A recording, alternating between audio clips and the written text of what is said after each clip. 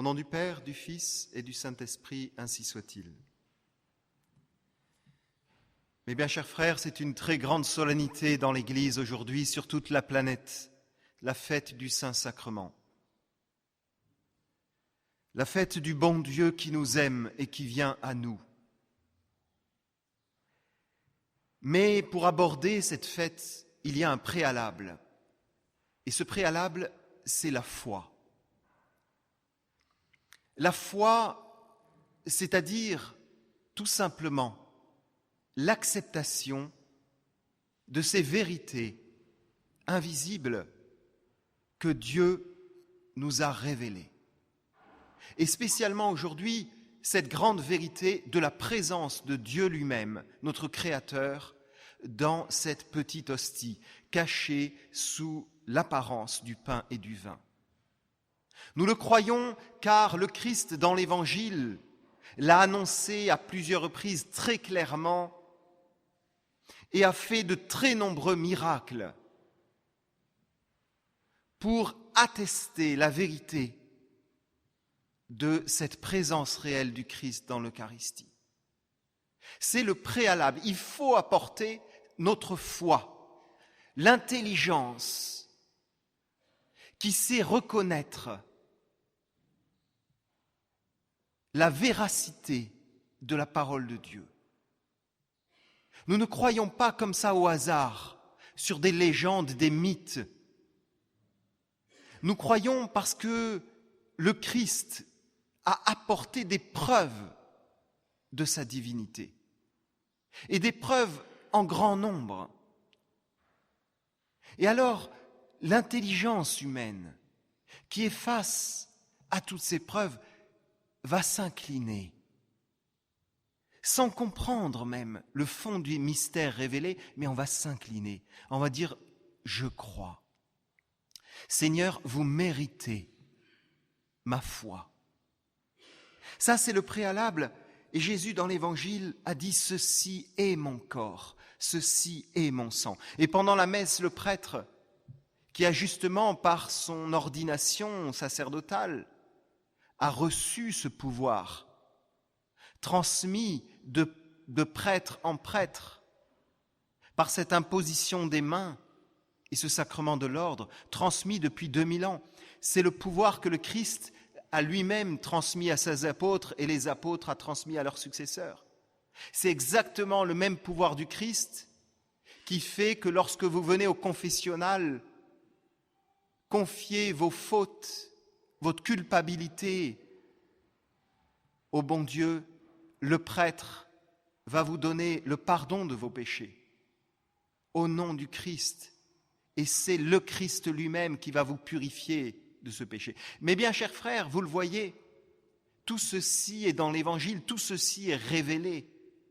Et la seule attitude que le Christ nous demande, c'est notre foi. Levez les yeux au ciel. Et avec toute la conviction, toute l'ardeur de votre âme, dites « Seigneur, je crois tout ». C'est la porte ouverte. Si vous avez cette attitude, à partir de ce moment-là, naît une relation réelle entre Dieu et vous, parce que vous avez levé les yeux au ciel, parce que vous vous êtes adressé avec la sincérité de votre cœur envers ce Créateur invisible, et vous lui avez dit « Je vous crois, vous méritez ma confiance ». C'est exactement la même attitude que nous avons entre nous, êtres humains.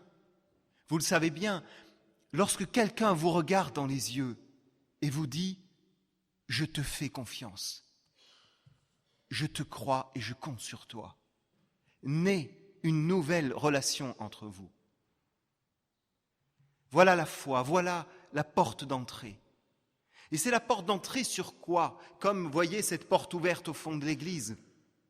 Lorsque vous entrez dans un nouveau monde, entre le monde de la rue et le monde dans lequel vous êtes ici, dans cette église. C'est un nouveau monde. Il y a un contraste très grand entre le monde extérieur et ce qui se passe ici. Eh bien, c'est ça qu'on fête aujourd'hui. Cette fête du Saint-Sacrement, de la communion. Et chère Clémentine, vous allez aujourd'hui faire votre première communion. Vous êtes préparé longuement à cela. Et c'est une grande joie pour moi de vous donner pour la première fois le Christ qui va venir en vous. Que va-t-il se passer à ce moment-là ? Eh bien, je pense que l'actualité nous montre bien ce contraste. Vous allumez votre radio et vous entendez ce qui se passe dans ce monde. On vous parle de quoi quand on vous allumez votre radio ?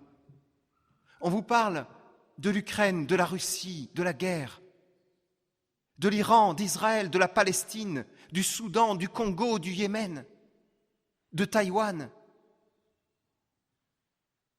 C'est ça dont on nous parle. Qu'est-ce que c'est ça ? Qu'est-ce que c'est ce dont on vous parle ? La culture de mort. C'est la mort.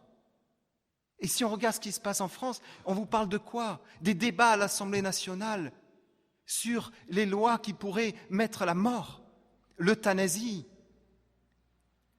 On vous parle de quoi ? On vous parle à Marseille de ce qui se passe dans la rue, de tous ces pauvres enfants, ces adolescents qui meurent parce qu'ils se sont fait embrigader dans des gangs et qui sont là sous les règlements de compte.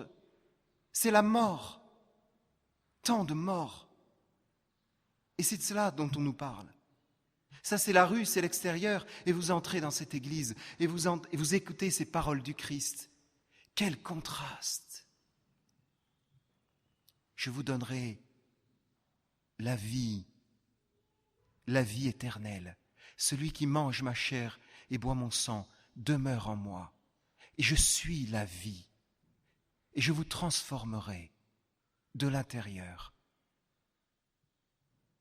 C'est ça, la porte d'accès que nous donne la foi. C'est la porte d'accès à cette vie. Et qu'est-ce que c'est cette vie ? Très concrètement, vous allez communier. Que va-t-il se passer en vous ? À ce moment-là se passe une rencontre. Une rencontre entre vous-même et Jésus. Une rencontre qui est très intime, très personnelle. Et voilà pourquoi on communie à genoux, en silence. On ouvre la bouche simplement et on accueille en soi, d'une façon très intime et intérieure, le Christ Jésus. Et lorsqu'il va venir en vous, il va se passer quelque chose en votre âme. Cette chose qui va se passer, c'est comme un choc de la présence corporelle du Christ, cachée sous ses apparences de pain, mais c'est lui-même. Il va venir vous bousculer dans votre vie personnelle. Il vous bouscule réellement comme on bouscule quelqu'un de l'épaule. C'est ça qu'il va faire. Il veut provoquer dans la communion ce choc intime entre lui et vous. Un impact de sa présence corporelle. Il vient vous toucher de l'intérieur, ce Dieu qui vous a créé. Et le prêtre, lorsqu'il va vous donner la communion, vous donner le Christ, juste avant, il va lever l'hostie et il va dire en latin « Ecce agnus Dei, ecce qui tollit peccata mundi ». Voici l'agneau de Dieu, tout pur un agneau. Voici celui qui efface le péché du monde. Voilà le choc qui va se passer dans chaque communion. Le Christ Jésus, qui est la vie éternelle, qui est le bon Dieu lui-même, va venir en vous pour effacer le péché, pour purifier plus pleinement du péché. Il est sauveur. Il est purificateur. Et il nous a dit, je suis le chemin, je suis la vérité et la vie. C'est ça la transformation intérieure qui se passe.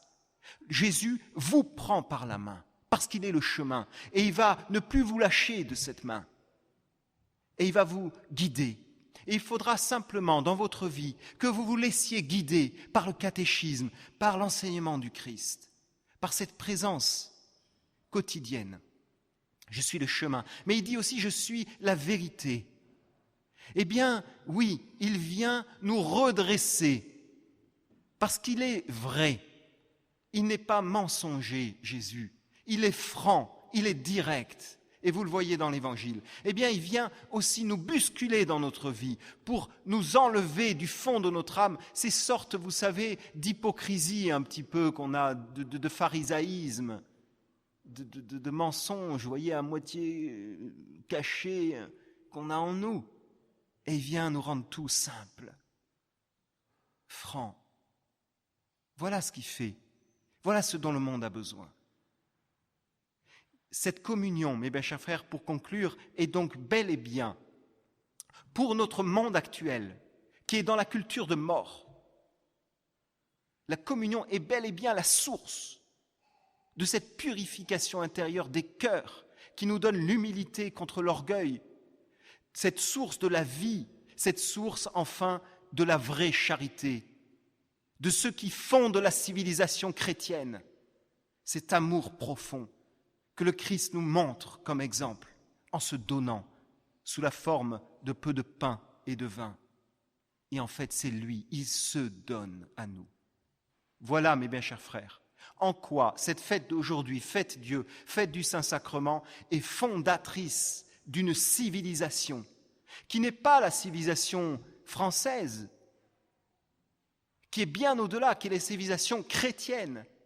C'est-à-dire, quel que soit notre peuple, quelle que soit notre culture, quel que soit notre pays, c'est ça qu'il faut mettre. C'est ça qui transforme chaque culture de l'intérieur. Jésus vient avec cette fête Dieu, avec cette communion, et il transforme les civilisations, et il met la vie, et il met la charité, et il met la vérité.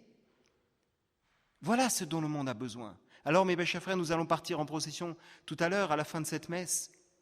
Eh bien, nous allons, avec toute notre conviction, toute notre joie, chanter cette civilisation, cette vie, cet amour dont le monde a besoin. Et nous allons chanter en priant du fond du cœur, du fond de notre foi, le bon Dieu lui-même, afin qu'il touche aujourd'hui dans le monde entier, et spécialement dans tous les pays en guerre, qui touche les cœurs qui en ont besoin, ces cœurs qui ont les manettes du monde entre les mains, et qui manquent tellement de charité, qui manquent tellement de vérité, qui sont remplis d'orgueil. Alors prions avec ferveur aujourd'hui, au nom du Père, du Fils et du Saint-Esprit, ainsi soit-il.